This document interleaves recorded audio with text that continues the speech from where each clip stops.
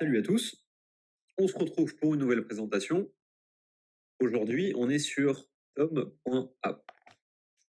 Alors, Tom.app, c'est un truc un peu spécial, c'est un logiciel hybride entre ChatGTP et DALL-E. En gros, ils ont récupéré le meilleur des deux mondes.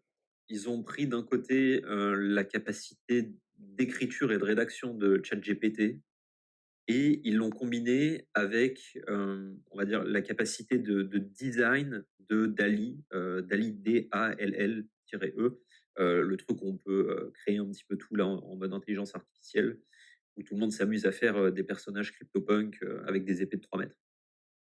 Donc, ça, c'est la homepage. Rapidement, voilà, ça vous montre deux, trois trucs. Là, on arrive dans l'espace perso. Donc, on va s'amuser. Donc, quand on va dans créer, vous avez plusieurs choix. Vous pouvez faire une présentation, les grandes lignes d'une présentation, l'outline, et écrire une histoire et faire du storytelling. Et ça peut être pas mal pour le grand nombre de copywriters qu'il y a sur RX, parce que c'est vrai qu'en termes de copywriting pur, il y a quand même très peu d'outils à base d'IA qui font des bonnes histoires, qui peuvent nous pondre un truc pas trop mauvais. Et là, en plus, il le fait à peu près correctement parce que factuellement, c'est un chat GPT-like. Mais en plus, il le fait avec des visuels. Exemple de présentation.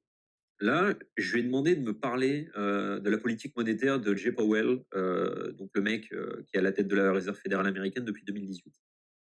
La phrase, c'était ça. Explique-moi la politique de Jay Powell depuis 2018. Le titre, il l'a trouvé tout seul, et qui est pas mal en plus. Unveiling the Fed Monetary Policy, blablabla. Alors, uniquement en anglais, ce qui est con parce qu'en plus, ChatGPT marche en français.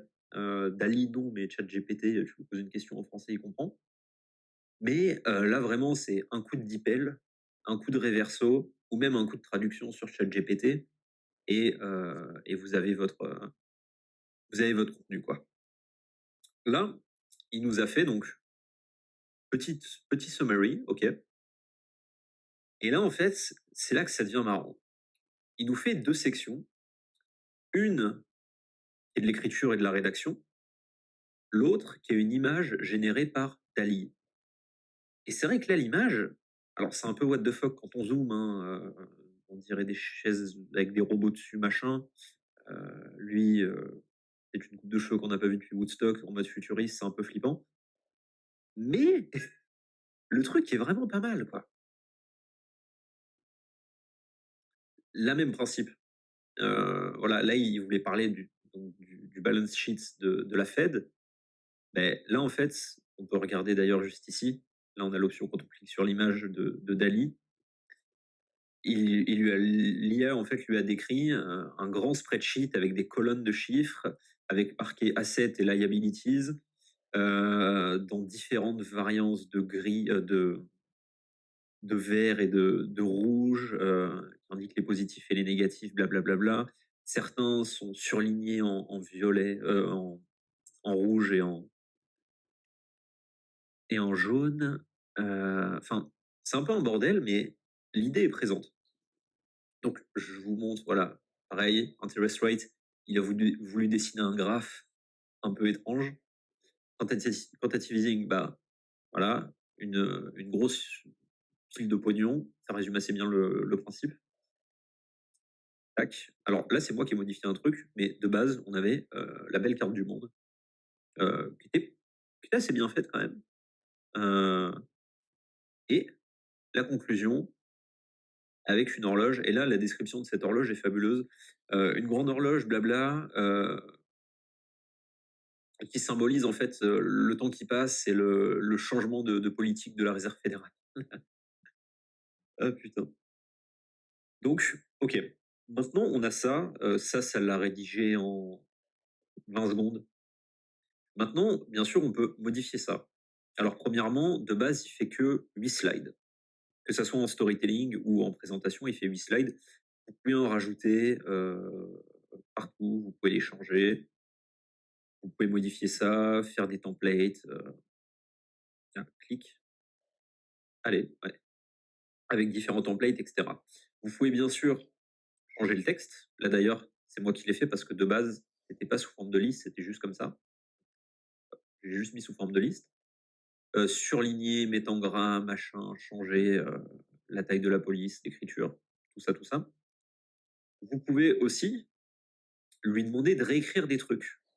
Par exemple, ce paragraphe, vous aimeriez bien que pour l'introduction, il aille un peu plus dans les détails. Vous pouvez lui dire, bah, moi je veux en savoir plus, rajoute-moi, ouais, concrètement, 2 paragraphes comme ça, quoi. Voilà. Même principe ici, tac, voilà. Et là, on va avoir une grosse intro. Là d'ailleurs, vu le temps qui passe, ouais, là il va prendre un truc pas mal. OK, voilà. On peut aussi, lui demander de réécrire le truc parce que, on veut qu'il le formule autrement, parce que c'est pas forcément très clair. Il le fait aussi. Voilà. Là, il a concrètement dit la même chose, mais d'une manière un poil différente. Et bien sûr, on peut lui dire aussi d'abréger et d'être plus concis et plus court. OK. Maintenant, au niveau des outils. Alors, voilà, vous remarquez que quand vous cliquez sur le texte ici, il y a un petit éditeur de texte qui s'affiche. Quand vous cliquez sur l'image, c'est le logiciel de Dali en fait qui est directement branché dessus. Et vous pouvez voilà, modifier ce que vous lui demandez de faire. Alors, c'est vrai que c'est quand même un truc qui est extrêmement chiant à utiliser. Vous pouvez bien sûr mettre vos images, hein, mais on en parlera juste après. Vous pouvez par exemple lui demander de régénérer des trucs avec les mêmes consignes, mais il va vous donner plusieurs images. Vous pouvez choisir la meilleure. Là, exemple, ah, voilà, là on avait un truc quand même un peu étrange. Voilà, là on voit les humains, quoi. Voilà. Alors, c'est un style un peu de peinture à l'huile, mais pourquoi pas. Là, qu'est-ce que ça donne? C'est pas mal.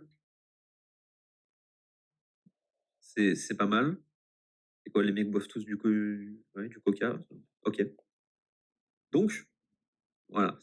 Là, maintenant, donc, vous pouvez rajouter texte, images, vidéos qui viennent de votre PC. Dali, vous pouvez lui redonner les consignes. Vous pouvez ajouter un graphe si ça vous amuse. Donc, vous pouvez customiser le graphe. Vous pouvez rajouter du Figma, Airtable, des liens comme j'ai fait. Non, il est où?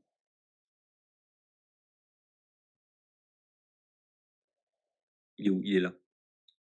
Comme j'ai fait ici, je suis juste allé sur Wikipédia, j'ai tapé JPowell. En fait, il demande juste de mettre le lien. Hop, il affiche sa page Wikipédia et vous pouvez, bien sûr, vous pouvez la bouger. Tac. Vous pouvez foutre ça à peu près comme vous voulez. Donc, c'est pas mal. Ce serait plus à mettre dans l'intro, mais voilà, c'était pour l'exemple. Tac. Alors, bien sûr, vous pouvez la virer. Vous pouvez mettre aussi un tweet. Alors, exemple, pareil, le lien d'un tweet et ça vous met le tweet, quoi. C'est pas mal. Et ça, donc pareil, Link si vous utilisez Framer, même principe. Maintenant, vous pouvez aussi recorder, enregistrer une narration avec soit votre micro, soit votre micro plus webcam. Si c'est pour faire une présentation en ligne, c'est pas, c'est vrai que si vous étiez en école de commerce ou enfin en études sup du moins à l'époque du corona, vous avez peut-être dû en faire pas mal. Donc voilà, vous pouvez directement faire la narration et faire défiler ça sur la même page. Pas besoin de se compliquer la vie. Voilà.